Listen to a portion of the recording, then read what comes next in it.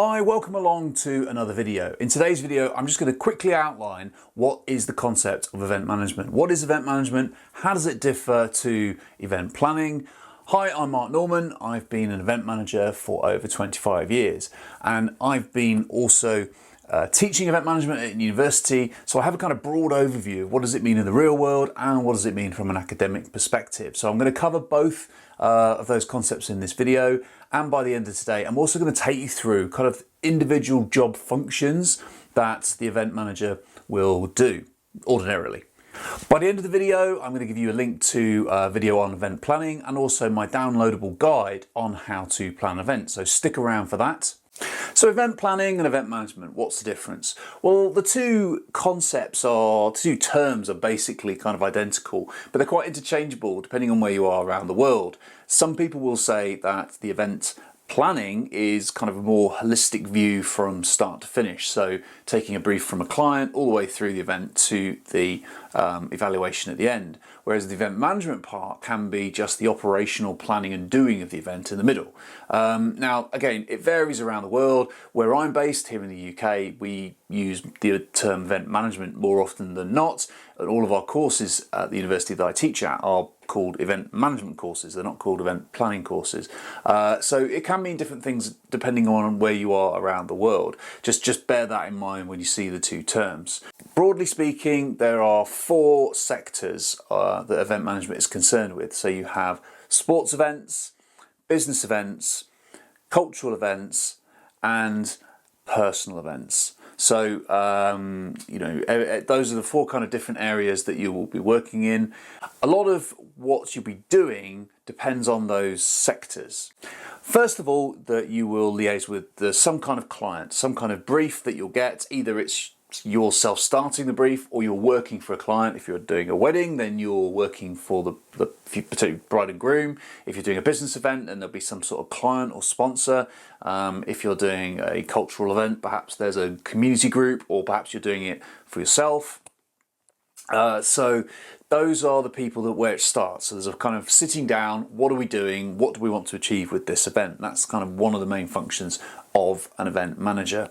Then you move into the process of researching venues and suppliers, and that can be quite a lengthy process, depending on if it's an event that you're running for the first time or if it's something that you've done in the past. If it's something that you've done in the past, then you might just go back to some of the suppliers that you've used, because sometimes that's just easier.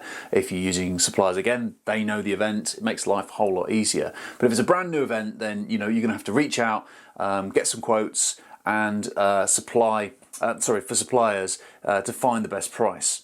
You'll obviously go through a process of negotiation. Negotiating price can be difficult. Payment terms are very important, so event manager will negotiate both of those. Discounts perhaps for multiple events, discounts for repeat business. There's lots and lots of different deals to be done, and typically it's the event manager that will do those.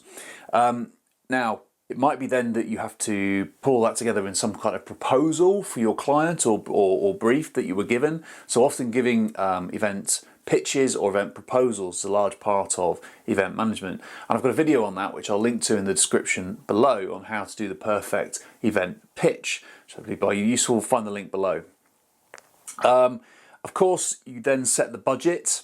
And depending on the type of event that you're doing, you might just be given the budget. So if it's a wedding, you might just be told this is the amount of money that you have.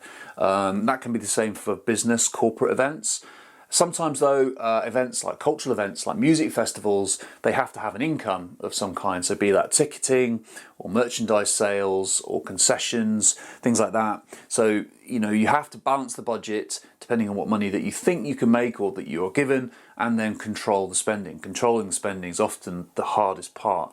You should always have contingency built in to that budget as well. Then of course, once you've done that, you have to work really hard to book everything, get everything ready, plan everything. Usually that's some kind of project plan, and it can be something simple on a spreadsheet all the way through to quite complex event management specific software, which can get quite expensive, but if you're running large events, then it's a worthwhile investment. You of course do have to sell and market the event. Again, depending, obviously if it's a wedding, that can just be involved sending invitations out, but all the way through to the other end of the scale is, trying to sell a festival to 100,000 people requires a large degree of event marketing. So, something else that an event manager will do. It's probably worth mentioning at this point. If this video is useful to you, then please do hit the subscribe button and the thumbs up button. It really kind of helps the channel just to kind of reach out to more people. We talk about events, we talk about entrepreneurship, we talk about business on this channel. So if it's been useful to you, please do give it a thumbs up and a like. That would be awesome. On to, again, another function of what an event manager does is, you're dealing and booking all of those suppliers as you work towards the build-up of the event. So, you're constantly kind of checking the paperwork, which is a huge part.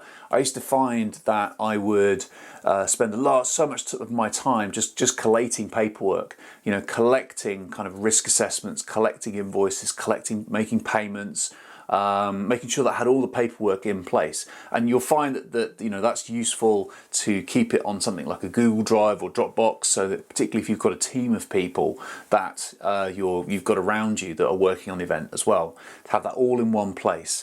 Particularly like paperwork around safety is really important. Here in the UK, we have very strict rules on things that we need to think about with events. So do consider where you're operating in the world and the local regulations there. Also included, I would say, there is any kind of legal or insurance documentation, so or policies, I would say. So have you got some sort of public protection policy, PPL, that kind of thing, just in case there was an accident? Usually for a lot of events, particularly on public land, that's a requirement that they'll want. And then, of course, just deliver the event. Right, so you've booked it all, you've sold the tickets, an event manager then delivers the event. And typically, certainly from my experience, you're first on site in the morning and you're last to leave afterwards. And they're long days. Being an event manager, you're on your feet quite a lot of the time, but afterwards, the satisfaction after delivering it is huge. I've sat back and been really proud of some of the events that I've delivered. So that's one of the big buzz things about being an event manager, is that kind of, seeing the end product come to life that you've worked on for months. And finally, you might do some kind of evaluation, depending on who the client is, what their outcomes were, and also I'll link a video in the description below about setting objectives and doing evaluation, because that can be quite an important part and often missed for events.